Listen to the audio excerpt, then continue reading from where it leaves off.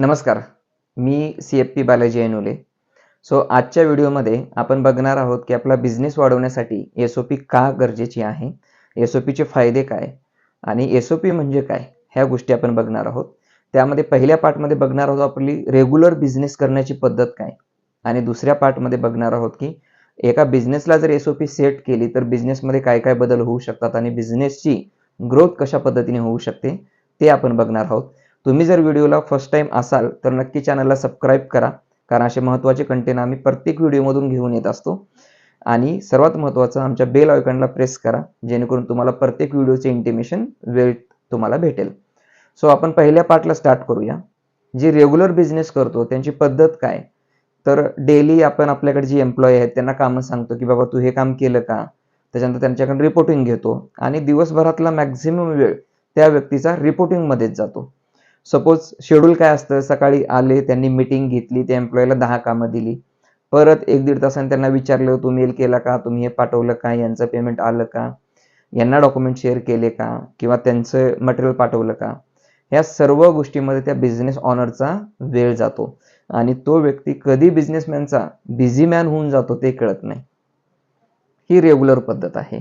यामध्ये काय होतं, तर एकतरी बिझनेसची ग्रोथ होत नाही. दुसरी महत्त्वाची गोष्ट, जर बिझनेस वाढवायला विचार करायलाच वेळ मिळत नाही, कारण तो व्यक्ती सकाळी 9ला ऑफिसला आला की संध्याकाळी 6, 7, 8 वाजेपर्यंत हेच कामं करतो. परत घरी जातो, परत दुसऱ्या दिवशी सकाळी येतो परत तेच रुटीन.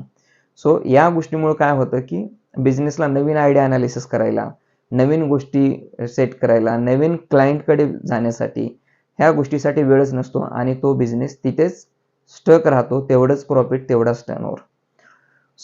आता आपण दुसऱ्या पार्टमध्ये बघणार आहोत की असं काय घडतं की एकाच वेळी सुरू झालेले बिझनेसचा टर्नओव्हर 10 वर्षानंतर एका व्यक्तीचा असतो 2 कोटी रुपये आणि त्याचबरोबरच्या दुसऱ्या व्यक्तीचा टर्नओव्हर डायरेक्ट 50 कोटीला जातो. त्या व्यक्तीने असे दुसरे काय चेंजेस केलेले असतात? हा पार्ट महत्त्वाचा आपण दुसऱ्या पार्टमध्ये बघणार आहोत. त्यामुळे व्हिडिओ तुम्ही शेवटपर्यंत बघा. या दुसऱ्या पार्टमध्ये बघणार आहोत आपण मिलेनियर सिक्रेट्स, म्हणजेच SOP योग्य पद्धतीने यूज करून मिलेनियर्स हे कशा पद्धतीने बिझनेसची ग्रोथ करतात ते आपण बघणार आहोत. सर्वात महत्त्वाचं SOP म्हणजे काय, तर सिस्टमॅटिक ऑपरेटिंग प्रोसेस. आज आपण जे कामं मॅन्युअली करतोय तेच कामं आपण SOP मध्ये कन्व्हर्ट करायची. ती कशा पद्धतीने, उदाहरणात सांगतो. समजा एखादा व्यक्ती फॉर एक्झाम्पल बिल्डिंग मटेरियल सप्लायचं काम करतोय. तो व्यक्ती काय करतो की तो बिल्डरला बोलतो, त्याच्यानंतर त्यांच्याकडनं ते लीड घेतो. लीड घेतल्यानंतर तो व्यक्ती आपल्या शॉपमध्ये सांगतो की बाबा तू एवढं मटेरियल पाठवायचं आहे. मग तो व्यक्ती पाठवतो. मग त्यामध्ये परत तो व्यक्ती फॉलोअप घेतो, तू मटेरियल पाठवलं का? त्यातलं काही मटेरियल राहून जातं. बरं, मटेरियल पाठवलं ठीक आहे. मग त्याच्यानंतर पेमेंटसाठी परत तो ऑनर फॉलोअप घेतो, हा व्यक्ती फॉलोअप घेतो. बरं, जो वर्कर आहे त्यांच्याकडनं डे टू डे फॉलोअप होत नाही, ते पेमेंट डिले होतं. मग तो व्यक्ती त्यामध्ये इन्व्हॉल्व होतो. ह्या बऱ्याचशा गोष्टी होतात.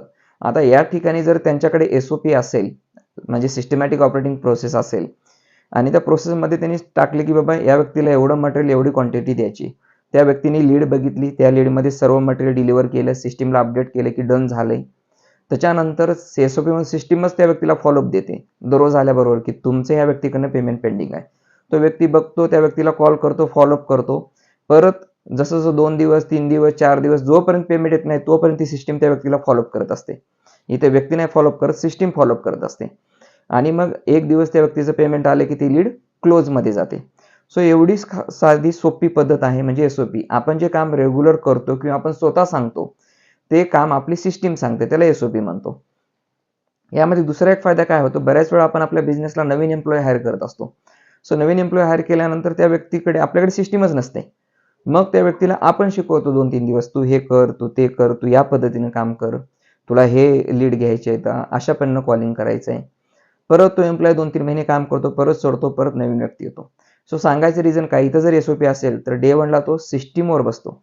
आता SOPचे काही उदाहरण जर बघितले तर जेवढ्या काही लार्जेस्ट कंपन्या आहेत इंडियामध्ये, महिंद्रा असेल, टाटा मोटर्स असेल किंवा अदर काही कंपन्या असतील, त्या सर्व कंपन्यांच्या SOP ठरलेल्या आहेत. म्हणजेच काय, त्यांनी त्यांचं मॅन्युअल काम पूर्ण ऑटोमेशनला घेऊन गेलेले आहेत. त्यासाठी त्यांनी एक ऑटोमॅटिक सिस्टीम तयार केलेली आहे आणि मग त्या सिस्टीमप्रमाणे जसाही नवीन एम्प्लॉय येतो तिथे कामं त्यांचे ऑटोमॅटिक होतात. आता SOP बिझनेसला सेट झाल्यामुळे काय फायदे होतात, तर पहिला जो ऑनरचा वेळ आहे तो वेळ खूप वाचतो. जर त्या व्यक्तीचा दिवसातला फॉलोअप काही घ्यायचा नाहीये, त्यांनी एक लीड कंट्रोलसाठी एक व्यक्ती ठेवली, लीड दिल्यानंतर त्यांनी सिस्टीमला अपडेट केली आणि सिस्टीम एम्प्लॉईचा फॉलोअप घेते. म्हणजेच काय, ऑनरकडे फक्त काम एवढंच राहतं की जे चाललंय ते प्रॉपर चाललंय का ते बघायचं आणि नवीन क्लायंट हायर करायचे. ज्यावेळेस ऑनर्सला नवीन क्लायंट हायर करण्यासाठी वेळ मिळतो त्यावेळेस त्या व्यक्तीला जगामध्ये काय गोष्टी डेव्हलप होत आहेत, नवीन काय गोष्टी चाललेल्या आहेत, ह्या सर्व गोष्टीसाठी वेळ मिळतो आणि नवीन नवीन टेक्नॉलॉजी तो त्या बिझनेसमध्ये इम्प्लिमेंट करायला लागतो.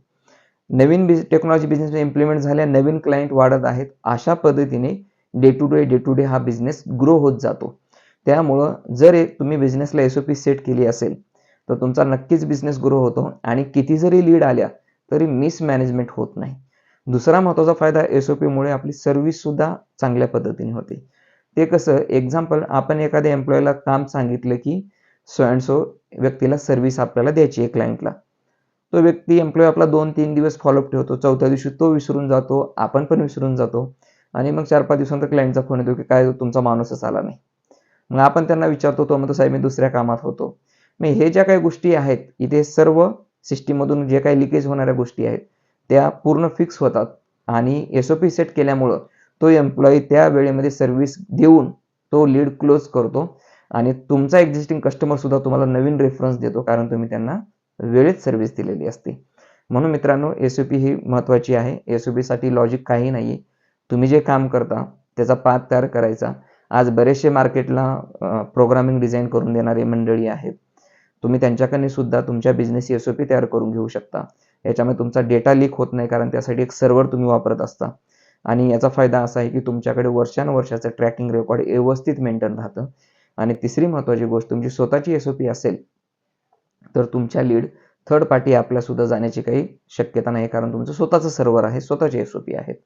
सो या पद्धतीने जर तुम्ही बिझनेसला ही SOP पद्धत युटिलाइज केली तर बिझनेस नक्कीच तुमचा 10 टाइम्स, 15 टाइम्स, 100 टाइम्स सुद्धा जाऊ शकतो.